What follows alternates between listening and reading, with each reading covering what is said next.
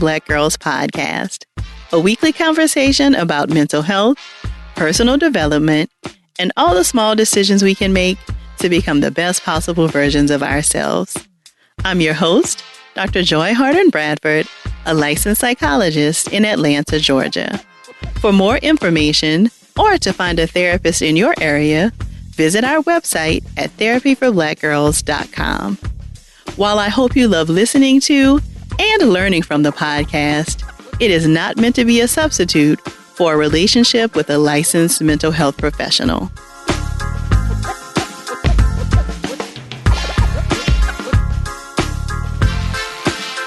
Hey y'all, thanks so much for joining me for a special bonus episode of the Therapy for Black Girls podcast. We'll get right into our conversation after a word from our sponsors.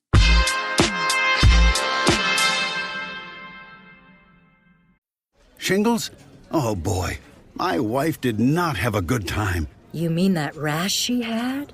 Yeah, she said she'll never forget the pain, the burning, the rash lasted for weeks, and there's nothing you can do to prevent it. Well, actually, there's a vaccine that can prevent shingles. What? Yeah, shingles can be prevented.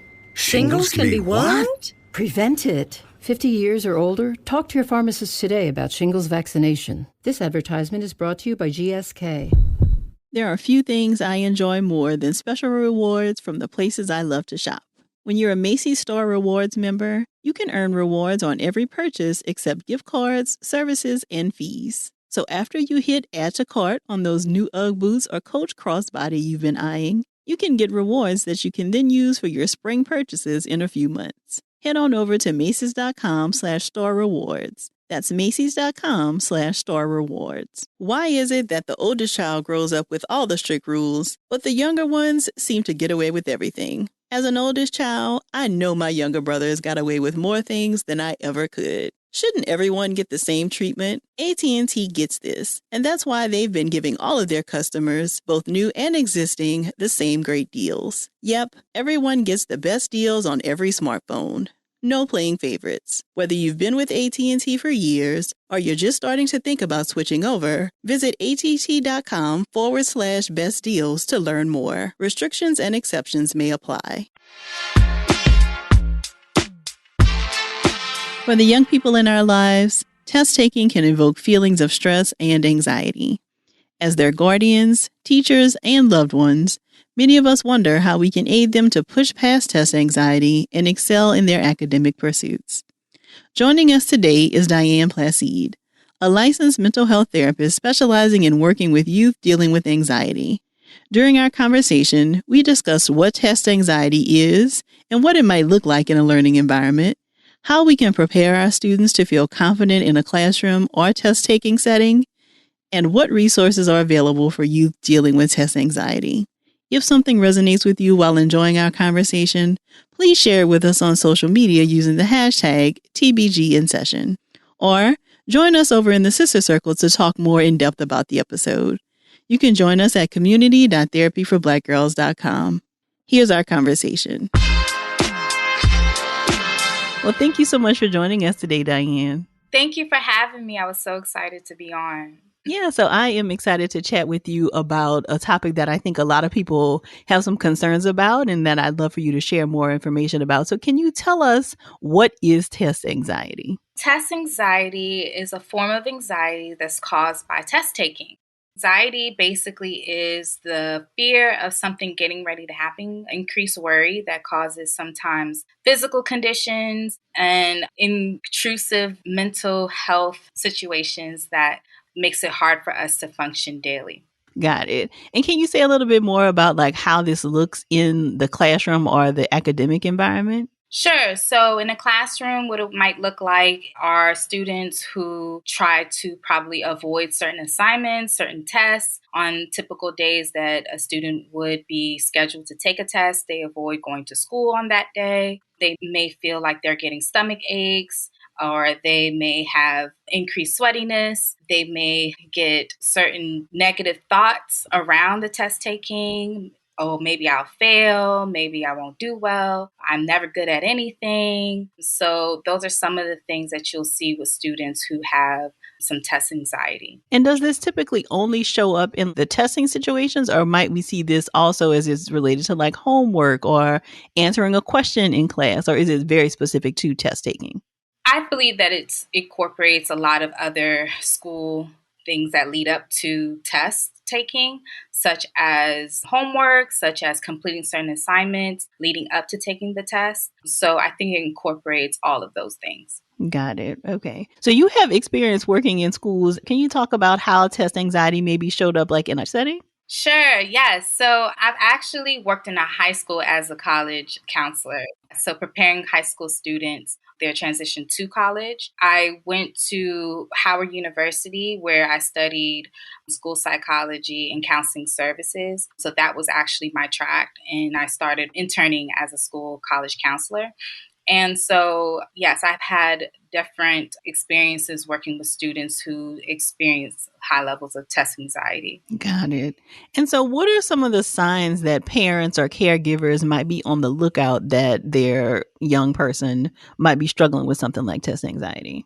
Parents should be on the lookout for students who miss a lot of days in schools, who probably are isolated from their peers. They feel discouraged when completing certain assignments or performing on a test. They also notice their child is failing a lot of assignments if they're not doing so well on tests, but maybe they are passing their assignments, but when the test comes, they're failing them. When students are cheating, also can be another form of noticing a trigger, because if a student feels like they aren't capable of completing the test on their own, that they need to kind of rely on their peers. You're getting a lot of calls at home because their behaviors on the day of the test isn't right. You know, they're misbehaving during the day that they have to take the test. They're talking, they're stepping out in the hallway. That's seen as a type of avoidance as well. So, Diane, my little ones are still schooling virtually, right? So they're still at home. And I'm wondering, are there some ways that this might look different, or have you seen a different kind of flavor, so to speak, to test anxiety in a virtual environment? Well, virtual is tough because you have to try to maintain students' attention for longer periods of times. And with little ones, it's hard maintaining their attention for more than 30 minutes sometimes on virtual. Even as a therapist, conducting therapy sessions for an hour can be challenging. So you have to try to work with them and trying to keep them engaged by creating activities or being really creative as a teacher or even a therapist to make sure that they are fully attentive. So students can get up out their seats, students could walk off, students could have supplies, toys with them. And a lot of times with kids, they'll want to show you things. It's like a show and tell, like every other couple of minutes. So you kind of have to keep them engaged as much as possible. And have you seen any changes in terms of like an increase or a decrease in anxiety related to schooling virtually? Yes, I have, because students don't feel properly prepared, because with COVID happening, school has been out of whack. School schedules can change, at a drop of a dime. A lot of students are missing school, whether they've contracted COVID or someone in their house have. So they do not feel completely prepared. And so I do have students who complain about having an increased anxiety because they don't feel capable. Their resilience is impacted. So they don't feel like they're able to achieve certain educational goals. They're unable to kind of get the help that they need because either they're not in school completely or their teachers are very busy, because now the teacher schedules are just very intense during this time. Mm-hmm. Is test anxiety something that is properly recognized or diagnosed, or do you feel like it sometimes goes under the radar? Well, I tend to feel like, working as a school-based therapist before in the past and also a school counselor in my experience, I don't feel like test anxiety is properly diagnosed, because sometimes it comes up as like a lot of the issues that we see with students is presented as behavioral issues, and we sometimes don't do our due diligence in trying to find out the root of the issue, the cause of the behavioral issues that's presented. So test anxiety can go misdiagnosed a lot of times, and it could be seen as the students just having a conduct disorder or maybe just having some other challenges that doesn't have anything to do with test anxiety. So that could be confusing. As a therapist, my job a lot of time was to explain to our parents what test anxiety is and what anxiety is in general so that we could do a better job of being aware and also identifying those symptoms and triggers so that we can work on strategies to reduce them.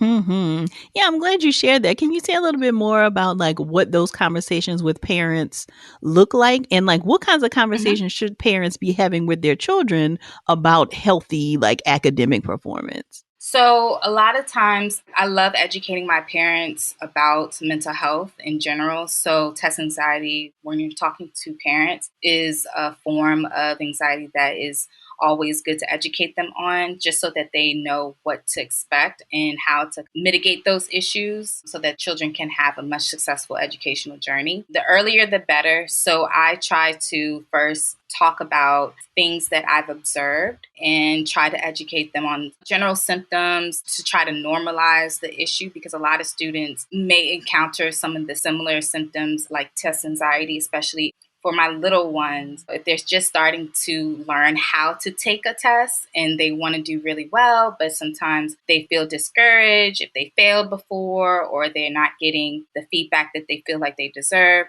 So we kind of work with our parents to develop those strategies to help students feel resilient, to help them feel confident, and let them know, like, as long as they're properly preparing for the test and they do the best that they can, that they could push through. So what does that look like? How do we help our children to learn how to take tests? So I would try to do at least like 5 tips, which is eating a good breakfast, which is always good when you wake up, making sure that you get a full breakfast, getting a good amount of sleep. A lot of our kids sleep very late. They go to sleep at like 12 and then they have to wake up at 6 o'clock in the morning, practicing those daily affirmations, being in connection with the school counselor so that if there is an issue, the school counselor is able to intervene and provide additional strategies, doing some deep breathing skills, and making sure that the parents are also involved. I always encourage my parents to have conversations with their kids after school, making sure you're discussing like highs and lows. What are some things that happened in school that worked for you today? What are some things that you felt were challenging so that you can allow students to share what their experiences were like and if there anything you could do as a parent to kind of step in and provide the necessary support. More from my conversation with Diane after the break.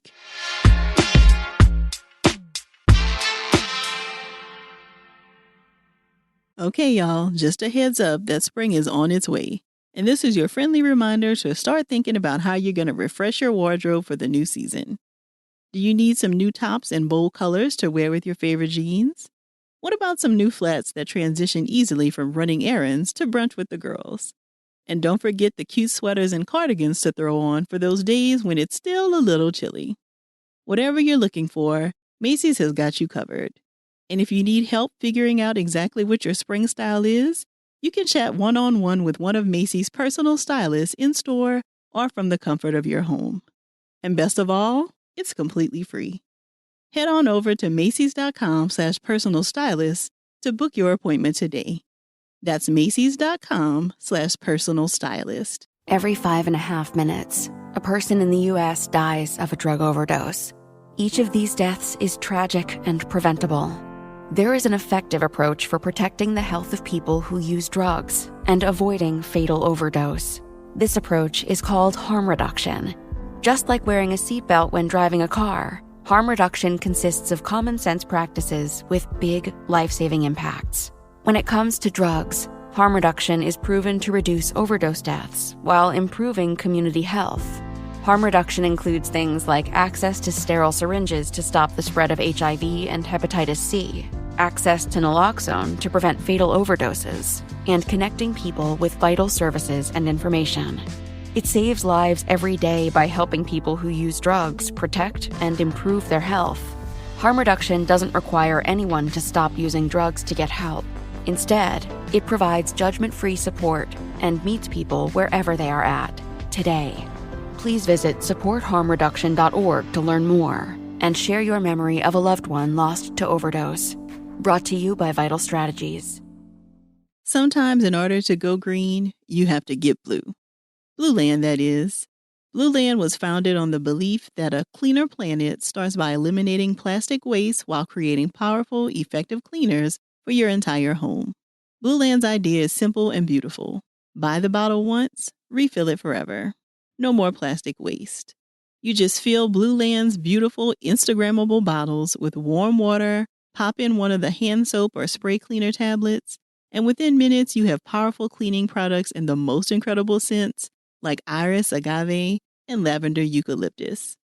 Their stunning high-quality forever bottles start at just $10 when you buy a kit and are meant to be reused forever with money-saving refill tablets that start at just $2.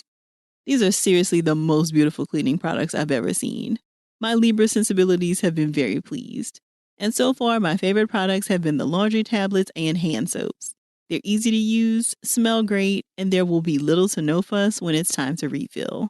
I'm in. Right now, you can get 20% off your first order when you go to blueland.com/therapy. That's 20% off your first order of any Blue Land products at blueland.com/therapy. blueland.com/therapy.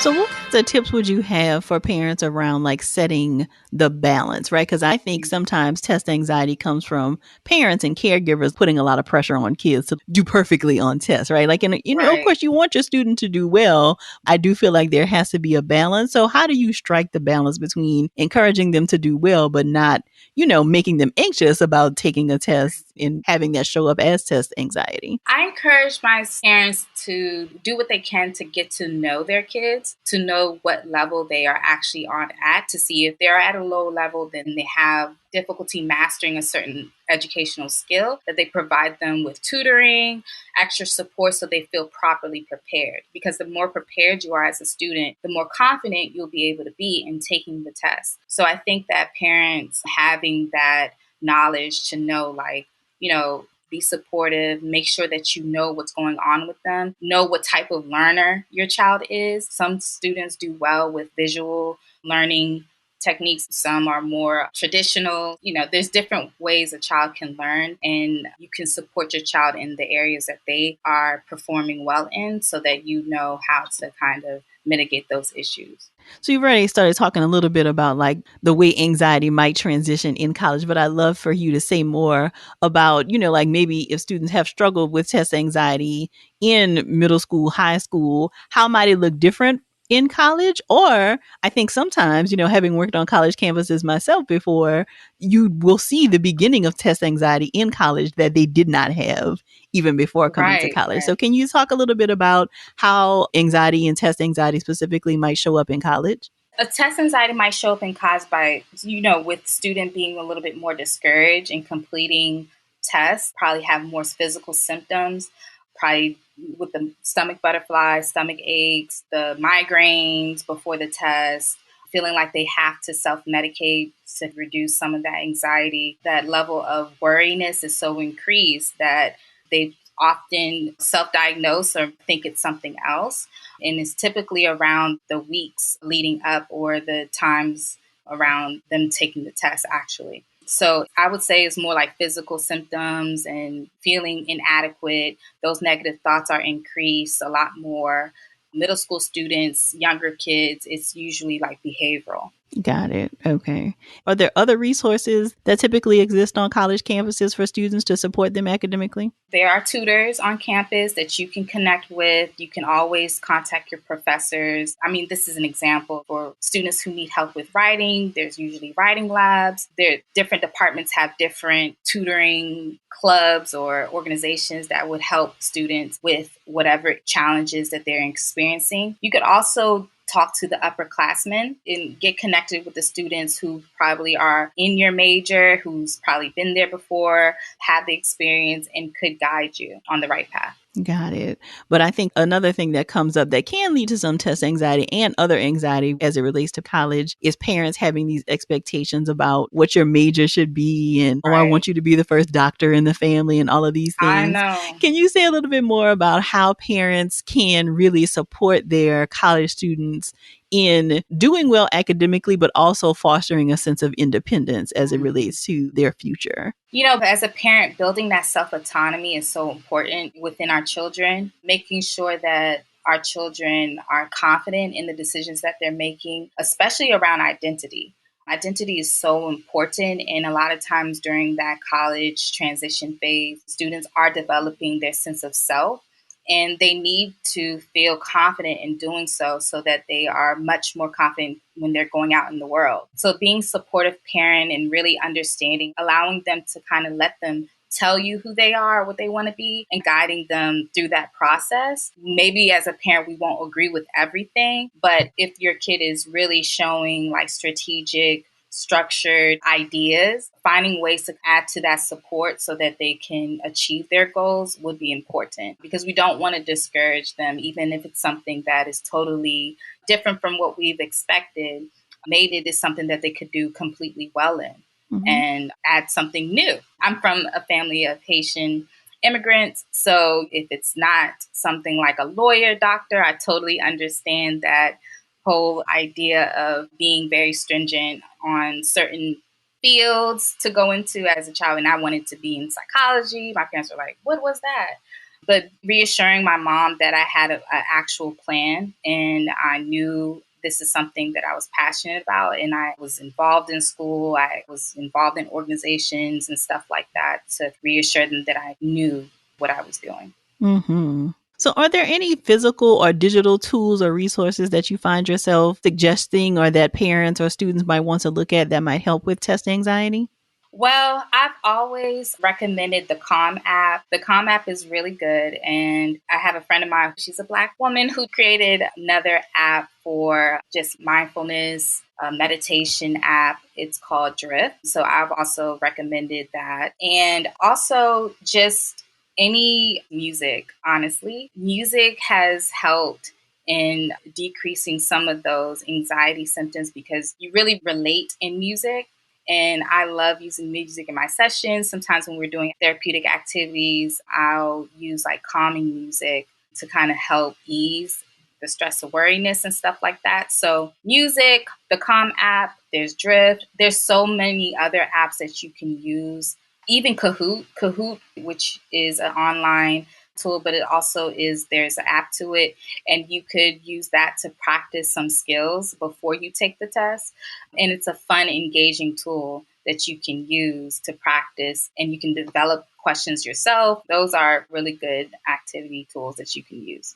Yeah. Are there other games? I mean, I think Kahoot, you're right, could be used for like test taking, like let's practice some of the stuff that we're learning, but also could be just like a fun trivia kind of thing, right? Like, cause you've mentioned a couple of times, like really getting to know your kids and like spending time with them. And I think that could be a good way to do that. Are there other games you suggest for parents and caregivers to really help them to maybe connect better with their children? Yes, the Ungame board game. I don't know if you've heard it. It's Mm-hmm. on Amazon. That's a really good tool because the Ungame board game, it's a board game that really helps you build communication skills.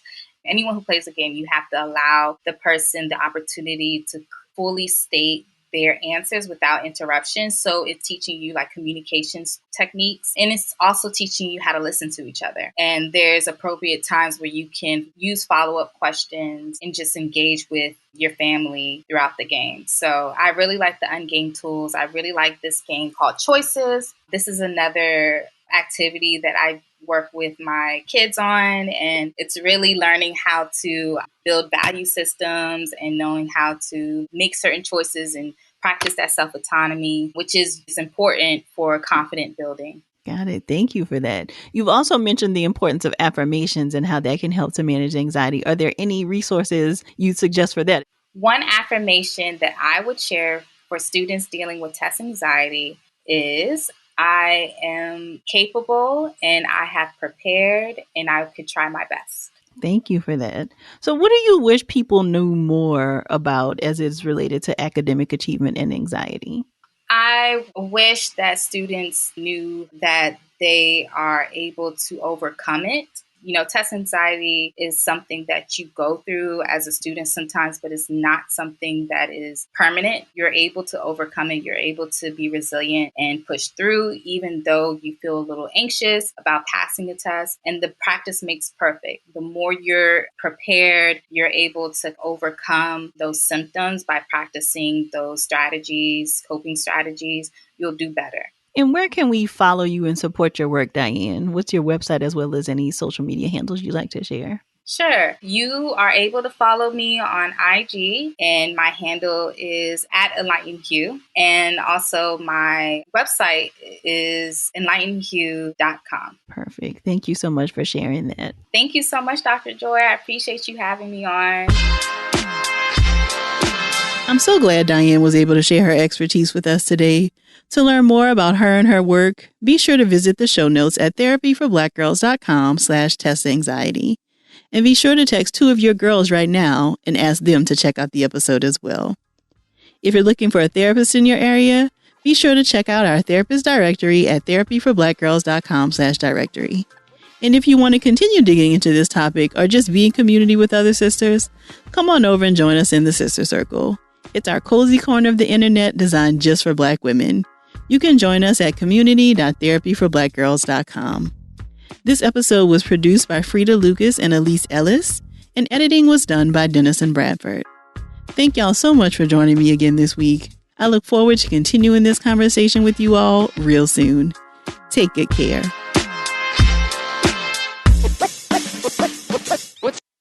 From websites and online stores to marketing tools and analytics, Squarespace is the all-in-one platform to build a beautiful online presence and run your business.